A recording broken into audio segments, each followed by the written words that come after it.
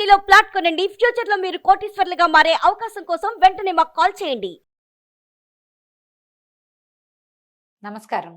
కార్తీక పురాణం 16వ రోజు పారాయణలోకి వచ్చాం. ఈ విధంగా సూత మహాముని ప్రవచించిన స్కాంద పురాణాంతర్గత కార్తీక మహాత్మ్యాన్ని విని సంతుష్ట మానసులైన శౌనకాది కులపతులు సూతముని, లోకోత్తర పుణ్యదాయకమైన ఈ కార్తీక పురాణము స్కాందమందే కాక పద్మపురాణాంతర్వర్తి అయి కూడా కలదు కదా, దానిని కూడా విశదపరచు అని ప్రార్థించగా మందస్మిత వదనుడైనటువంటి సూతుడు, ఓ మునులారా, వైకుంఠుని లీలా వినోదాలు మహిమలు వినేవారికి వినిపించేవారికి విశేష పుణ్యాన్ని ఇస్తాయే గాని విసుగుని కలిగించవు. భక్తి ప్రపత్తులతో మీరు కోరాలే గాని గురుప్రసాదిత శక్తి అనుసారం వక్కాణిస్తాను, వినండి. స్కాంద పురాణంలో జనక మహారాజుకు వశిష్ఠులు వారు ఎలాగా ఈ మహాత్మ్యాన్ని బోధించారో అదేవిధంగా పద్మపురాణంలో సత్యభామకు శ్రీమన్నారాయణుడైన శ్రీకృష్ణ పరమాత్మ ముఖతః ఈ కార్తీక మాస విశేషాలన్నీ వివరించబడ్డాయి. ఒకానొకప్పుడు నారద మహర్షి స్వర్గం నుంచి ఒక పారిజాత సుమాన్ని తెచ్చి శ్రీకృష్ణునికిచ్చి, ఓ హరి, 16,000 యనమండుగురు భార్యలలోనూ నీకు అత్యంత ప్రీతమమైన ఆమెకి ఈ పువ్వు నీయవయ్యా అని కోరాడు. ఆ సమయానికి రుక్మిణీదేవి అక్కడే ఉంది. నందనందనుడు నందనవన కుసుమాన్ని రుక్మిణీదేవికి కానుకగా ఇచ్చాడు. ఆ సంగతి చిలికతల వల్ల తెలుసుకున్న సత్యభామాదేవి అలిగింది. ప్రియమైన భార్యకి ఇమంటే తనకియాలి గాని ఆ రుక్మిణికి ఇటమేమిటని కోపించింది. కృష్ణుడు ఆమెకు ఎంత నచ్చ చెప్పినా వినిపించుకోలేదు. పారిజాత వృక్షాన్ని తెచ్చి తన పెరటిలో పాదుకొలిపేదాకా ఊరుకునేది లేదని బెదిరించింది. అత్యంత ప్రీతమురాలైన ఆమె అలుక తీర్చటమే ప్రధానంగా భావించినటువంటి ఆ గరుడగమనుడు తక్షణమే సత్యభామా సమేతంగా గరుక్మంతుణ్ణి అధిరోహించి ఇంద్రుని అమరావతి నగరానికి వెళ్ళాడు.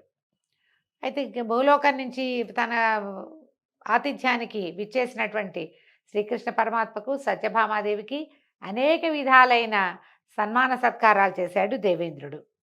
అయితే పారిజాత వృక్షాన్ని తనకివ్వమని శ్రీకృష్ణుడు కానుకగా ఇవ్వు అని అడిగేసరికి స్వర్గ సంపదను భూలోకానికి పంపడానికి దేవేంద్రుడు అంగీకరించలేదు. మా ఇంటికి వచ్చావు, అతిథి సత్కారం ఎంతైనా చేస్తావు, ఎన్ని రోజులైనా ఉండు, నిన్ను బాగా చూసుకుంటాం, కానీ స్వర్గంలో నాటపడి ఉన్న పారిజాతాన్ని భూలోకానికి ఎట్లా ఇస్తాము, అట్లా పనికిరాదని దేవేంద్రుడు ఒప్పుకోలేదు. తత్ఫలితంగా ఇంద్రోపేంద్రుల నడుమ ఘోరమైన యుద్ధం జరిగింది. ఇంద్రుడు కాకుండా ఉపేంద్రుడు, అంటే విష్ణుమూర్తిని ఉపేంద్రుడు అంటారండి. వాళ్ళిద్దరి మధ్య విపరీతంగా యుద్ధం జరిగింది. ఎట్టకేలకు ఆ తగవులో దేవేంద్రుడు తగ్గి సవినయ పురస్సరంగా పారిజాత ద్రుమాన్ని యాదవేంద్రునకు అర్పించుకున్నాడు. దానవాంతకుడు దానిని తెచ్చి ముద్దుల భార్యామణి అయిన సత్రాజిత్ నివాసంలో ప్రతిష్ఠించాడు. అందువలన అమితానందాన్ని పొందినటువంటి ఆ అన్నుల మిన్న తన పెనిమిటి అయిన పీతాంబరునితోటి చాలా ప్రేమగా ప్రసంగిస్తూ, ప్రాణప్రియ, నేనెంతైనా ధన్యురాల్ని, ఇన్ని వేల మంది స్త్రీలలోనూ నేనే నీకు మీదు మిక్కిలి ప్రీతమని కావటం వల్ల నా అందచందాలు ధన్యత్వాన్ని పొందాయి. అసలు ఈ జన్మలో నీ అంతటి వాడికి భార్యను కావడానికి, నీతో పాటు గరుడారూఢనై బొందెతోటే స్వర్గ సందర్శనం చేయటానికి కథలుగా చెప్పుకోవటమే తప్ప ఎవరూ ఎప్పుడూ కళ్ళారా చూసి ఎరగని కల్పవృక్షం నా పెరటి మొక్కగా ఉండటానికి కారణం ఏమిటి? నేను నిన్ను తులాభార రూపంగా నారదుడికి ధారపోసినా, అలిగిన ఆవేశంలో నిన్ను వామపాదాన తాడించినా నువ్వు మాత్రం నా మీద నువ్వు గింజంత కూడా కోపం చూపించకుండా ఇంతలా ప్రేమిస్తున్నావంటే ఈ నీ ఆదరాభిమానాలు పొందటానికి నేను గత జన్మల్లో చేసిన పుణ్యం ఏమిటి? అదీగాక జన్మజన్మకి నీ జంటను ఎడబాయకుండా ఉండాలంటే నేను ఇప్పుడు ఇంకా ఏమేమి చెయ్యాలి అని అడిగింది. ఎంత బాగా అడిగిందో చూడండి. ఇంత ప్రేమగా ఎలా ఉంటున్నావు నువ్వు, దేనివల్ల, ఏ పూర్వజన్మ సుకృతం వల్ల నాకు భగవంతునితోటి ఇలాగా లీలామానుష విగ్రహణుడు అయినటువంటి నీతోటి ఉండగలిగే అవకాశం లభించిందని ఆవిడ అడిగితే, ముకుందుడు మందహాసం చేస్తూ, ఓ నారిలలామా సత్యభామ, నీవు నన్ను కోరరానిది కోరినా, చెప్పకుండా అడిగినా, ఈరాని దానిని ఆశించినా కూడా నీ సమస్త వాంఛలను నెరవేర్చి సంతృప్తురాలను చేయటమే నా విధి. అందుకు కారణం నీ పూర్వజన్మమే అని ఒక పూర్వజన్మగాథ అని చెప్తున్నాడండి. సత్యభామాదేవి పూర్వజన్మగాథట. మనం సత్యభామాదేవి భూదేవి అంశతో జన్మించిందని చెప్తాం, అది కూడా చెప్తూ ఇది కూడా చెప్తారండి. కృతయుగాంత కాలంలో మాయా అనే నగరంలో దేవశర్మ అనే వేద పండితుడు ఉండేవాడు. అతనికి లేక కలిగిన ఒకే ఒక ఆడబిడ్డ గుణవతి. అల్లారు ముద్దుగా పెంచుకున్న ఆ పిల్లని తన శిష్య పరంపరలో వాడే అయిన చంద్రుడనే వాడికిచ్చి పెళ్లి జరిపించాడు దేవశర్మ.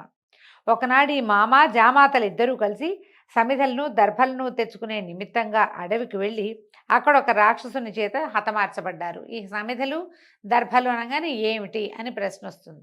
దర్భలు సమిధలు నిత్య నైమిత్తికాలకి చాలా అవసరం అండి. సమిధలు లేనిదే ఆ కాలంలో ఈ బ్రాహ్మణులు నిత్యాగ్నిహోత్రులుగా ఉండేవారు. రోజు అగ్నిహోత్రం వెలిగించవలసిందే. అగ్నిహోత్రం అంటే మరి అగ్నిహోత్రానికి ఖచ్చితంగా సమిధలు కావాలి. తర్వాత ఈ దర్భాలతోటి సమిధలు ఈ అగ్నిహోత్రాన్ని 4 పక్కల దర్భలు వేయటము సమర్పించడము ఉంటాయి. చాలా విశేషంగా కనపడుతుంది దర్భలు వాడకం మన యజ్ఞాల్లోనూ హోమాల్లోనూ. అందుకని దర్భలు కావాలి, నిత్యాగ్నిహోత్రానికి ఎలాగో సమిధలు కూడా కావాలి. కాబట్టి అడవికి వెళ్ళి స్వయంగా తెచ్చుకునే వాళ్ళు, కొనుక్కునే రోజులు కావు కదా. మామగారు అల్లుడు ఇద్దరు కలిసి వెళ్ళి తీసుకురావడానికి వెళ్ళి అక్కడ అడవిలో ఉన్నటువంటి ఒక బ్రహ్మరాక్షసుడి చేత చంపబడ్డారు. బ్రాహ్మణులు ధర్మాత్ములు నిత్య సూర్యోపాస్తిపరులు సూర్య ఉపాసనాపరులు అయినటువంటి వారి జీవిత విన్నాడానికి మెచ్చినటువంటి విష్ణుమూర్తి శైవులు కానీ గాణాపత్యులు కానీ సౌరవ్రతులు, ఎవరైనా గాణాపత్యులు అంటే గణపతి మతం ఒకటి ఉందండి. ఇప్పటికీ మనకి భారతదేశంలో గాణాపత్యం ఉంది. ఎక్కడంటే మన మహారాష్ట్ర ఆ ప్రాంతాల్లో గణపతిని ఎక్కువ పూజిస్తారండి. మిగిలిన దేవి దేవతల ఆరాధన తక్కువ, గణపతి ఆరాధన ఎక్కువ. సౌరవ్రతులు సూర్యవ్రతులుగా ఉండే వాళ్ళు కూడా ఉన్నారు. పూర్తిగా సూర్యారాధనే. సూర్యుడే విష్ణువు, సూర్యుడే బ్రహ్మ మహేశ్వరులు, సూర్యుడే గణపతి, సూర్యుడే జేజి అమ్మవారు, అట్లా ఉంటుంది. అయితే శాక్తేయులు కూడా, శక్తి ఓన్లీ శక్తి మతమే, అమ్మవారే అన్నిటికీ. వీళ్ళందరూ కూడా వాన చినుకులు వాగులై వంకలై నదులై తుదకు సముద్రాన్నే చేరినట్టుగా నన్నే పొందుతున్నారు. పుత్రభ్రాతాది నామాలతో దేవదత్తుని లాగా నేనే వివిధ నామరూప క్రియాదులతో 5గా విభజింపబడి ఉన్నాను. ఇప్పుడు ఎలా ఉన్నారో చూడండి, 5గురు ఉన్నారు ఇక్కడ. ఉపాసన అనగానే, పూజా విధానం అనగానే 5గురు దేవతల్ని మానవులు విధిగా అర్చించాలండి. వాళ్ళు ఎవరెవరు? శివకేశవులు విష్ణువు మహేశ్వరుడు, తర్వాత శక్తి అమ్మవారు, వీళ్ళు ముగ్గురు కాకుండా గణపతి సూర్యుడు 5. ఈ 5గురు దేవతల్ని తప్పకుండా మనం అర్చించాలి. ఈ 5గురు దేవతల్లో మనం శివారాధనే చేస్తామనుకోండి, ప్రధాన దైవం శివుడైతే పరివార దేవతలుగా విష్ణువు శక్తి వినాయకుడు శివుడు ఉంటారు. మనం విష్ణువారాధన చేస్తామనుకోండి, విష్ణువు ప్రధాన దైవంగా ఉండి మిగిలిన 4 పరివార దేవతలుగా ఉంటారు. కానీ వాళ్ళు ఉండాలి. ఇలా ఈ 5గురిని మనం పూజించాలి. అదే గణపతిని పూజించేటప్పుడు అమ్మవారిని పూజిస్తే అమ్మ మధ్యలో ఉంటుంది, అయ్యవారు అన్నగారు కుమారుడు నేత్రంగా భాషించేటువంటి సూర్యుడు 4 పక్కల ఉంటారు. సూర్యుని చూస్తే సూర్యుడు మధ్యలోకి వెళ్తాడు, శివకేశవులు ఇద్దరు వెనక్కి వెళ్తారు, తల్లి కుమారులు ముందుకొస్తారు, చుట్టుపక్కల ఉంటారనమాట. గణపతిని చేస్తే గణపతి మధ్యలో ఉంటాడు, అమ్మ నాన్న మావయ్య ముగ్గురు 3 పక్కల ఉండి 4వ పక్కన సూర్యుడు ఉంటాడు. ఎలా చేసినా ఇదే ఆరాధన. విష్ణుమూర్తి ఏం చెప్తున్నారంటే, ఇలా దేవదత్తులాగా వివిధ రూప క్రియాదులతో నేనే ఈ 5గురుగా విభజింపబడి ఉన్నాను. అందువలన మరణించిన మామ అల్లుళ్ళని మన వైకుంఠానికే తీసుకురమ్మని పార్షదులని ఆజ్ఞాపించేట. అప్పుడు పార్షదులు ప్రభు ఆజ్ఞ పాటించి వాళ్ళని తీసుకొచ్చారు. సూర్య తేజ సమకాంతులతోటి ఈ మామ అల్లుళ్ళ ఇద్దరి జీవాలు వైకుంఠానికి చేరి విష్ణు సారూప్యాన్ని పొంది, అంటే ఏమి సారూప్యం అంటే మనం ఇంతకుముందుకు చెప్పుకున్నాం, సారూప్యముక్తి. విష్ణువులాగా విశాల నేత్రాలు వస్తాయి, చక్కగా తిరుపుండ్రాలు ధరిస్తారు, ఊర్ధ్వపుండ్రాలు, శంఖచక్రాలు, తర్వాత చక్రాలతో పాటు పద్మమాలాలంకృతులుగా పీతాంబరధారులుగా ఉంటారు. విష్ణువు యొక్క సాన్నిధ్యంలోనే విష్ణు సారూప్యాన్ని పొంది మసులుతూ ఉండేవాళ్ళట. అయితే పితృభర్తృ మరణ వార్త విన్న గుణవతి ఎంతగానో కుంగిపోయిందట. తండ్రి భర్త ఒకేసారి మరణించారు. అమ్మాయి దుఃఖంతో ఉంది, కానీ పోయిన వారితోటి తను పోలేదు, పోకూడదు కూడా. ఎన్నాళ్ళు ఆయువు ఉందో అన్నాళ్ళు భూమి మీద ఉండవలసిందే. మరణాసన్నం అయ్యేదాకా మనుగడ తప్పదు గనక వేరొక దిక్కులేని ఆ యువతి ఇంట్లో ఉన్న వస్తు సంచయానంతటినీ విక్రయించి తండ్రికి భర్తకు ఉత్తమగతులకై ఆచరించవలసిన కర్మలన్నింటినీ ఆచరించింది. శేష జీవితాన్ని శేషసాయి స్మరణలోనే గడుపుతూ దేహపోషణార్థం కూలి పని చేసుకుంటూ ఆధ్యాత్మిక చింతనతో హరిభక్తిని, సత్యాన్ని, శాంతాన్ని, జితేంద్రియత్వాన్ని పాటిస్తూ ఉండేది.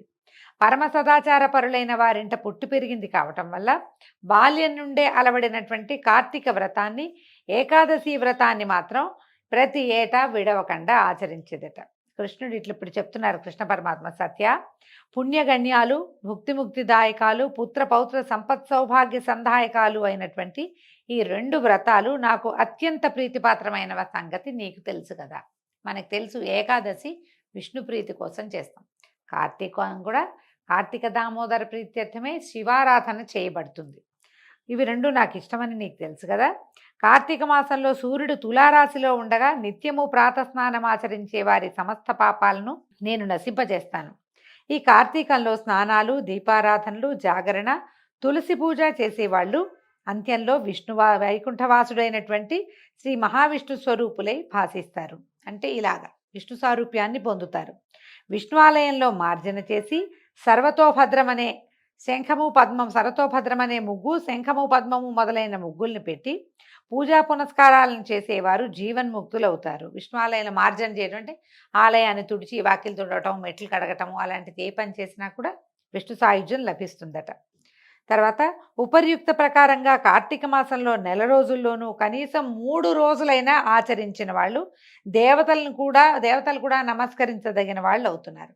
అందుకని మనం విశేషించి ఏం చెప్తామండి, కార్తీకం అంతా స్నానం చేయొద్దు, చేయలేకపోయారు, చెయ్యొద్దని కాదు, చెయ్యలేకపోతే కనుక పర్వదినాలైనటువంటి 4 సోమవారాలు, అత్యంత పర్వదినాలు విష్ణుప్రీతి ప్రధానాలు అయినటువంటి 2 ఏకాదశులు, అక్కడికి 6 రోజులు, ఏదైనా ఓ సంవత్సరం ఇంకో సోమవారం ఎక్స్ట్రా కూడా వస్తూ ఉంటుంది.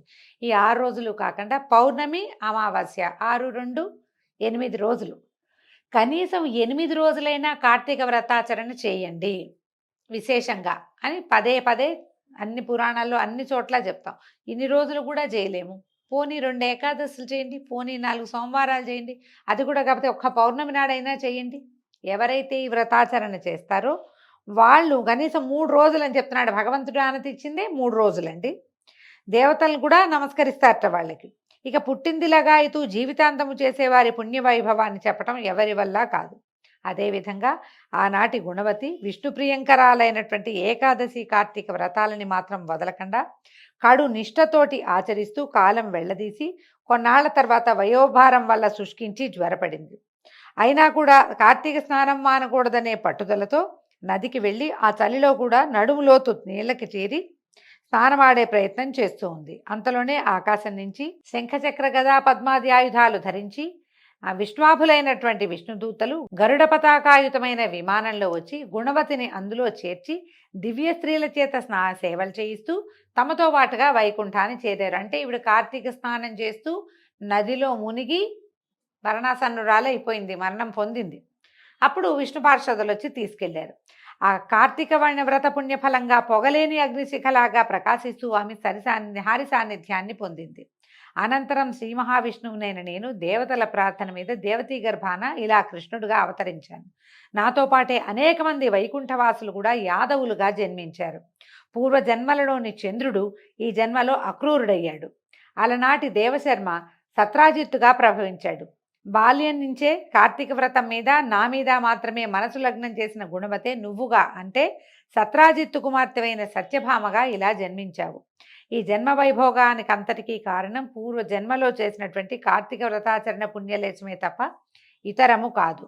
ఈ జన్మలో నా ఇంట తులసి మొక్కను పాతిన ఆ జన్మలు అంటే అమ్మాయి తులసిగా సుశీలగా ఉన్నప్పుడు నా ముంగిట తులసి మొక్కను పాతిన పుణ్యానికి ఈ జన్మలో కల్పవృక్షం నీ వాకిట్లో వెలిసింది. అంటే తులసి మొక్కని పాతి పెడితే హరి సన్నిధిలో దేవాలయాల్లో కనుక తులసి మొక్కలు పెడితే వచ్చే జీవితంలో చాలా అద్భుతమైన వ్యవహారం జరుగుతుందండి, మంచిది లభిస్తుందన్నమాట.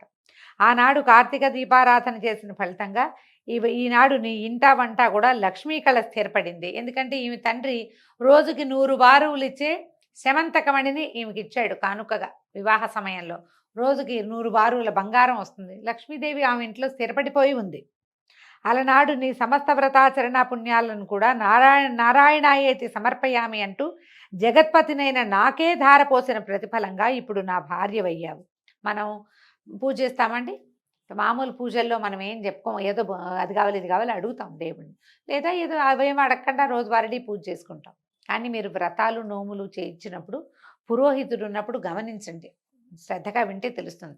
ఏతత్ఫలం శ్రీ పరమేశ్వరార్పణమస్తు, కృష్ణార్పణమస్తు అని కృష్ణుడికి సమర్పించేస్తారు, లేదా విష్ణువుకి, పరమేశ్వరుడికి ఈ వ్రతం చేసిన ఫలితం అంతా భగవంతుడికి ధారపోస్తే గనక భగవంతుడు తనకి ప్రీతిపాత్రులుగా భావించి మనకు అద్భుతమైన జన్మను, ముక్తినో, మోక్షాన్నో, వైకుంఠ కైలాస నివాసాన్నో ఇస్తాడనమాట మనకి. పూర్వజన్మలో జీవితాంతం వరకు కార్తీక వ్రతాన్ని విడువని భక్తికి ప్రతిగా సృష్టి ఉన్నంత వరకు నీకు నా ఎడబాటు లేని ప్రేమను అనుభవిస్తున్నావు. సాత్రాజితి, నీవే కాదు, నీ మాదిరిగా ఎవరైతే కార్తీక వ్రతానుష్ఠాన నిష్ఠులు, నా భక్తగరిష్ఠులు అయ్యుంటారో వారందరూ కూడా నాకు ఇష్టులై సర్వకాల సర్వావస్థలలోనూ కూడా తత్కారణాల రీత్యా నా వారుగా నా సాన్నిధ్యంలోనే ఉంటూనే ఉంటారు. రాఘవతి, ఒక రహస్యం చెప్తాను విను. తపోదాన యజ్ఞాధికాల్ని ఎన్నిటిని నిర్వహించిన వారైనా సరే కార్తీక వ్రతాచరణ పరులకు లభించే పుణ్యంలో 16వ వంతు పుణ్యాన్ని కూడా పొందలేరని జ్ఞాపకం ఉంచుకో.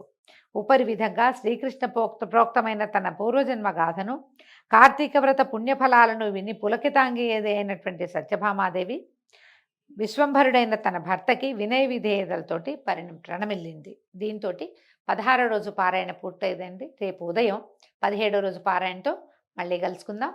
నమస్కారం.